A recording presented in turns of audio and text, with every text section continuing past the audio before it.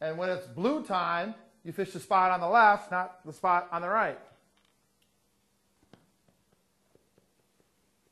Now, if those are all blue and white diamonds, or I just save one waypoint every time I catch 10 or 15 fish, am I getting the real story?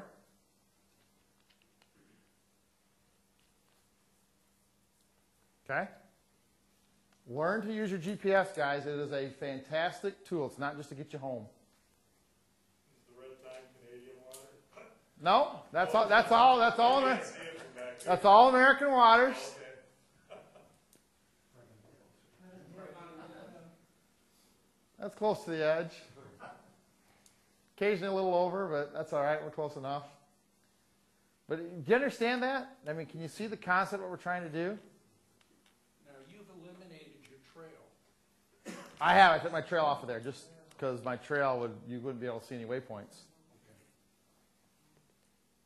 So when you turn on your GPS, you're getting that, and at the end of the day, you've eliminated your trail. I erase my trail a lot during the course of the day. Oh, during the day? Yeah, I erase. We're going to get to trails in a second. I erase my trails a lot. I don't like one great big giant long trail. See, I'm looking at that, and all I see is just a hodgepodge of numbers. I can't see where do you go? Do you have to go in closer? Yeah, if you wanted to see what those were, you'd have to zoom in a little bit. Okay. Right.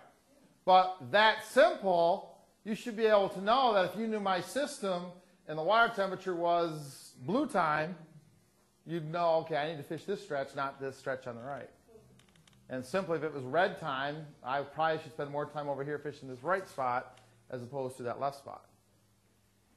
So then your course that you're going to go on a hot day is where the red is, and you're just going to stay right within Just that. going to just stay right in that area. Back and forth. Yep. Okay. Okay. Now, let's go one step further. Here's where I think a lot of guys mess up, and we've talked about this at other seminars, and I forget where I've told everybody. You know, I look at that and I go, okay, I know exactly where that spot is. If you guys don't know this piece of land over here on the right, that's the top of Funny Island. I think everybody kind of knows where that's at. So this spot here where all the red numbers is, that's a very steep channel break. Very steep break that drops off into the channel. Where I get frustrated is I see guys who aren't catching fish, and let's say it is a red temperature day, they'll pull in here and make a pass and not catch any fish.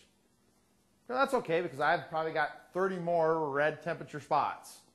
I'm fine with that. I don't care if I don't catch them. I'll catch them sooner or later. So they fish this channel break that drops right into the channel in 30 feet of water, don't catch any fish. Well, the next spot they go to is just down the river. They fish another channel break in 30 feet of water. Go, whoops, no fish. And they go to their next channel break in 30 feet of water and go, whoops, no fish. How long does it take you to realize that the fish aren't on the channel breaks? It shouldn't take you 3 stops. If it takes you that long, it's time to turn in your license. We need to have some more fishing lessons. If they're not on this channel break, I can just about guarantee you they're not going to be on another steep channel break somewhere else. So now you need to find your red spots that are shallow flats, or that are gravel bars, or that are points, or that are something else. Don't fish the same stuff, even though it's in different parts of the river. It's probably not going to produce. If they're not on those steep dropping channel edges into the main channel, here, they're probably not on the main channel edge 10 miles upstream. So don't just keep hopping from channel spot to channel spot to channel spot to channel spot. You're killing yourself. You're wasting time. So by doing this, I'm very confident that I just bounce from spot to spot to spot. And I may go totally opposite. So I'm fishing the steep channel break. I make one good pass through there. I don't catch anything. I don't make a second pass. You guys that fished me on the river, you don't get a second chance. They're there or they're not. Because somewhere in that river, that 42 miles of river, fish are biting somewhere.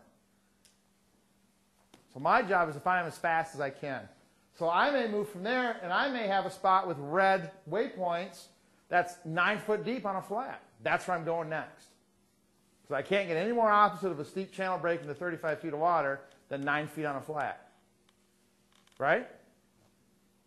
That doesn't work. I start working my way back to my other types of spots. Always fishing my red numbers, though. When it changes from blue and green time to red time, there is a distinct shift in the spots of the river that are good. If those are all blue and white diamonds, Do you know that? So you're fishing all your blue and white diamonds. Man, I'm going right over my waypoints. What's going on? And it's really red temperature time. You're not even where the fish are. But you're fishing your spots.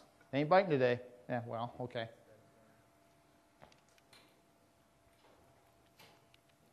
Okay? They're not biting is not, they're not biting. Not biting is you didn't do enough to figure out what you had to do today to catch fish. I'm a big believer most bad days are created by the angler, not the fish. All right? Right? Okay, just checking. Yes, sir? You also should be marking fish, I mean, before you... That's good. I'm not a big worrier about marking fish in the river. They're so close to the bottom. You're going over them so quick. The bottom's going up and down. Those fish are tucked and stuff. Very rarely do I see fish on the river. But I mean, what would make you move from a spot if you're catching fish or not catching fish? Well, I'm not catching fish. I'm not going to stay there very long. Well, I guess if you go to the spot that you should be catching fish based on Okay. your information and you're not catching fish and you're marking. All right, great question. Finally got there. I go to my spot where I should be, and I'm not. Well, here's what I'm going to tell you. I guarantee you I have more than one spot with red waypoints on it. So I'm just going to start working my way up and down the river to my spots at that time of year or that temperature have traditionally held fish. Now, here's what I don't do. And here's where a lot of guys mess up. All right, this is a very, very steep drop. If any of you guys know, this is Fighting Island right here. This is tip of Mud Island. This is the Mud Island channel. So this is that real steep break. There's the light, tip of Fighting Island. This is that real steep break, right? You can have the rear end of your boat in 8 and the front of your boat's in 32. It's that real steep break right there. So if I make a good pass through here on my waypoints, right where I need to be, right tight against that break at this time of year, right tight against it, I make a pass through here, and this pass is 3/4 of a mile long, so it's a pretty good pass. I make a pass through here and get 1 or 2 fish. I don't go fish another steep channel break. Because what has that pass told me? There are no fish on the steep channel break that want to bite. So I may go find my red spots that are up at the tip of a point. Or my red spots are up in shallow water. Or my red spots that are on a flat. Why would you fish the same structure the fish just said, I'm not here?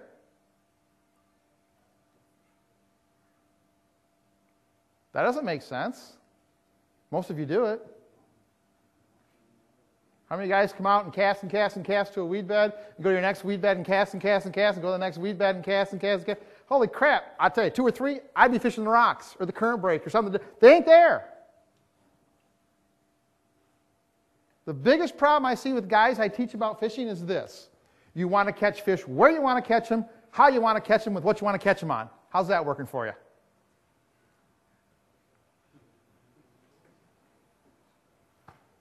Fish will win every time. You will lose every time. I make it a rule, I do not leave my house with any baits tied on my rods. That is a guaranteed chance of never catching anything. We're going to Saginaw Bay, let's put on the crawler harnesses. What's the first thing you're going to do? Okay, well the guy going by at 2.5 miles an hour just got 15 on a hot and tide and you're still going 0.8. How's that working? But damn it, you were going to catch him on a crawler harness today. Let the fish tell you what they want. Go out and look at the conditions. How deep are the fish? How deep a water are they in? How far off the bottom are they? Are they close to bait or away from bait? Are they concentrated together? Shows you they're feeding, or are they spread out? Pick the method that you're going to fish with based on what the fish want, not what you want to do. If you make a good pass on a steep channel break and catch nothing, do not go to another steep channel break.